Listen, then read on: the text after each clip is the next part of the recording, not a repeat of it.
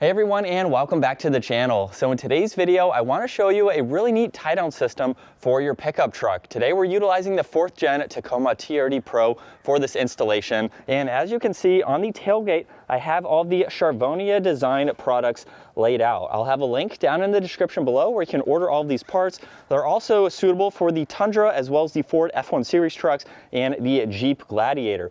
So for today, we have the rail tie downs as well as the bed tie downs. We also have the D-ring hooks, and then we do have these speed knobs that you can use too. You can get a variety of colors.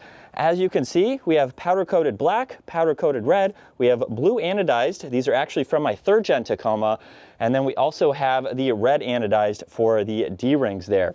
And for the Tacoma, they have the rail channels up top where you can put some tie downs.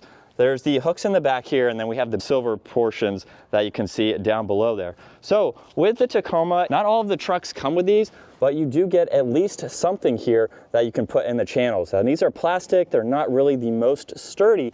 And so today we have a few items that we will put in the bed to really showcase the strength of these CNC machined pieces here. So they will really give you a peace of mind when you are putting items in the bed, especially when you have the tailgate down. You don't want these items to fall out, of course, when you have the bed or the tailgate down. So in order to install these, it's very, very simple. Depending on which products that you get, you need a 6mm Allen key or a T40 for some of these items. So that is it. It's a pretty basic installation, but one that is going to give you peace of mind and you get a really nice look and finish. So we are going to start off with the rail tie downs. So I have my motorcycle in the back. This is about 430 pounds or so. And as you can tell, I have these straps going to the factory or the stock tie downs here. These are just plastic. They do have this release here that you can twist in order to slide them out of the channel or to move them, but they are just plastic. So they are not the most sturdy. And as we pull out of the driveway now, you'll see how unsettling this is, even at a small bump like this. Look at how much that the bike already shifts. There's a lot of give to the plastic. So I'm just going, 0 miles an hour, 1 mile an hour. We're not going that fast. So even with this bump here, imagine going 60 miles an hour on the highway and you hit a bump.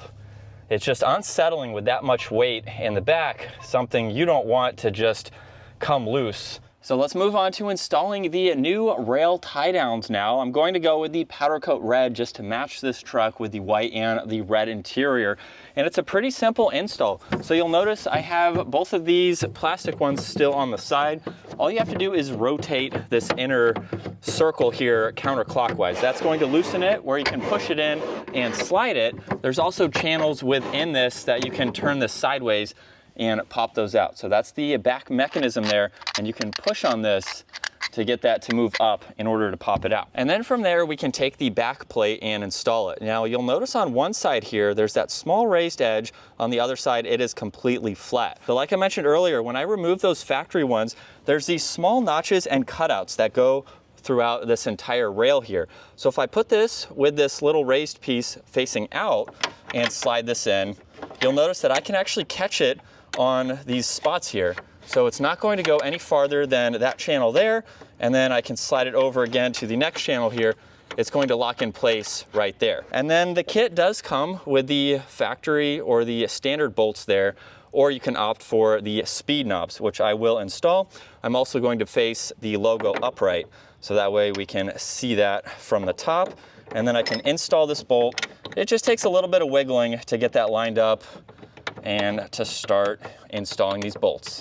So as we start on the other side now, there's going to be a trick that I'll show you on the side rails. For this front rail, if you don't want to take the entire rail off, which could be a little bit easier, I'm going to slide this plate in only halfway, and from there I'm going to start on the first bolt.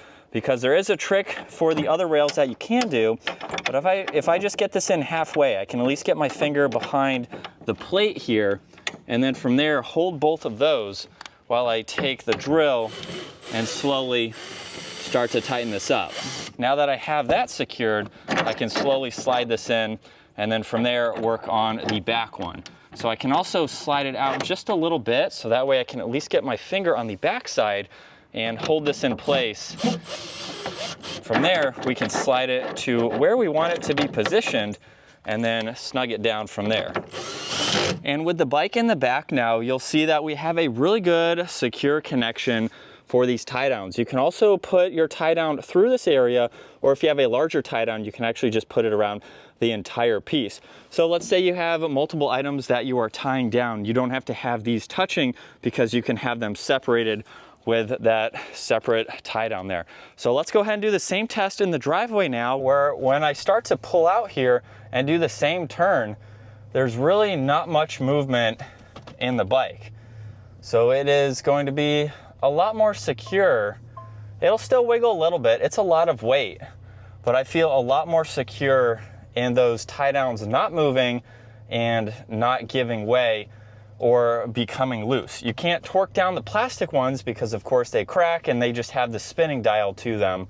So you really don't have much that you can snug those down. And so with the bike still installed in the bed, to make it that much more secure, since we only have one on each side, we have a lot of weight, we have the tailgate down, we really want to make this that much more secure. We're going to install the new D-ring hooks. Now these are going to replace these right here.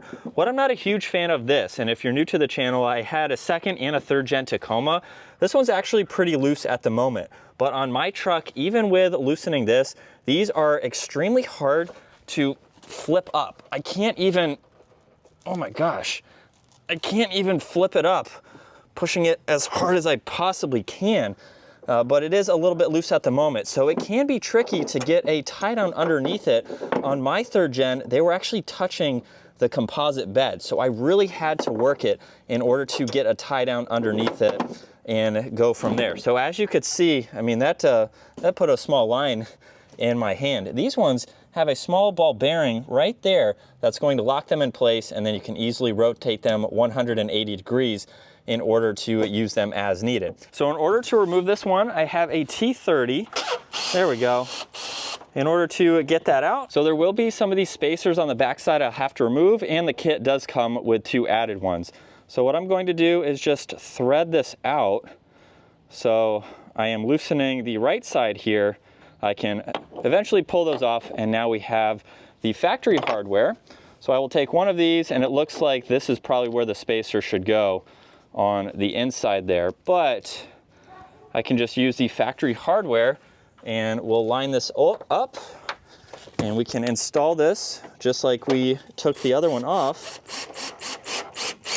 And I always just like to double check sometimes by hand just to see how snug I actually got that with the tool. So that seems pretty good. We still have the ability to rotate this 360, and then look how much easier this is to flip up. So it's going to give you a nice and secure location for that tie down.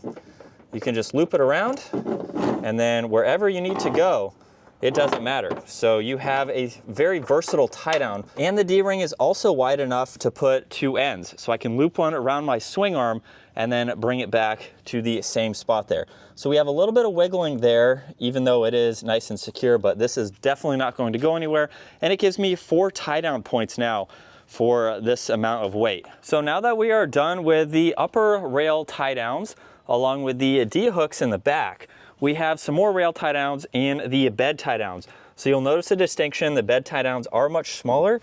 These powder coated red ones are going to replace the silver ones in the bottom, and then we have more rail tie downs to go on the sides here. So this is going to be a little bit easier than the front tie down, simply because we can pull this out, and once we do that, we can actually start to attach this plate before we even slide it on the channel. It's just a little bit harder up front, simply because we have the end of the bed there and it's at a little bit of an angle.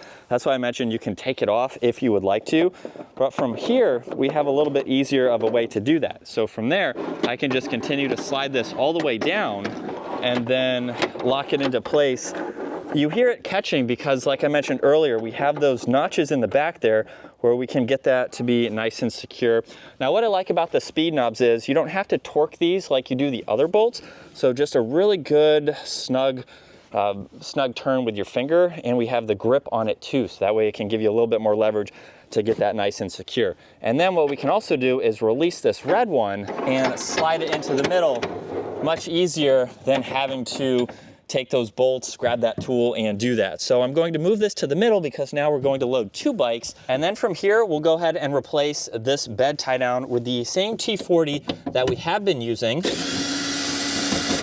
And in this case, you are going to use the bolts that came with the kit. So the factory ones stay with that factory tie down. And then from here, you don't have the speed tie down since these are in one location, or the speed knobs. Since this is in one location, you're never moving it.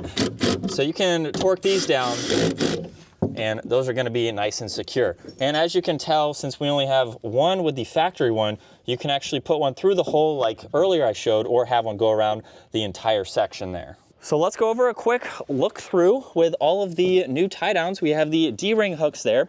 I threw in my anodized blue ones from my 3rd gen Tacoma. They're not tied down there, so they're just in the channel there, but just to show you what they look like, as well as the numerous locations you can put all of these. So they're kind of sporadic at the moment, but I have 4 of them placed for the 2 bikes we'll put in the back here in just a second. You can get another look at all the colors that you can choose from. There's a few more that I don't have currently installed, so take a look at the website for additional colors that you would like to see. So with all of those installed, let's switch over to the bikes.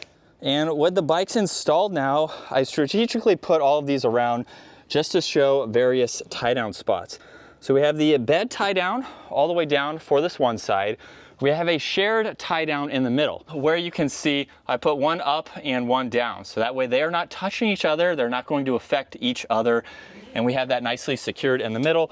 And then for this other side, we're using a rail tie down for the upper one there. So we're not using the one down in the bed. So it just depends also on how big your bikes are. We have a little bit different of a height difference with the handlebars too. So it really just depends on the tie downs that you need, where they need to go.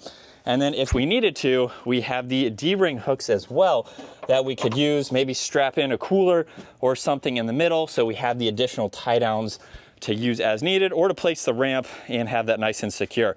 So you have a lot of different areas and spots you can use these, just depending on the items that you have. So for today's video, I just have the bikes. You could put, maybe you're moving furniture or something like that, and you just need all of those various spots to place items wherever the ropes need to go. So that is going to wrap it up for the installation of the Charvonia Design tie downs for your pickup truck. Check out the link down in the description below so you can get these products for your own truck, and that way you can safely secure and haul all the items that you have. I hope you all enjoyed today's video. If you did, give it a huge thumbs up. Consider smashing that subscribe button so you can stay up to date with our daily uploads. I will see you all in the next video.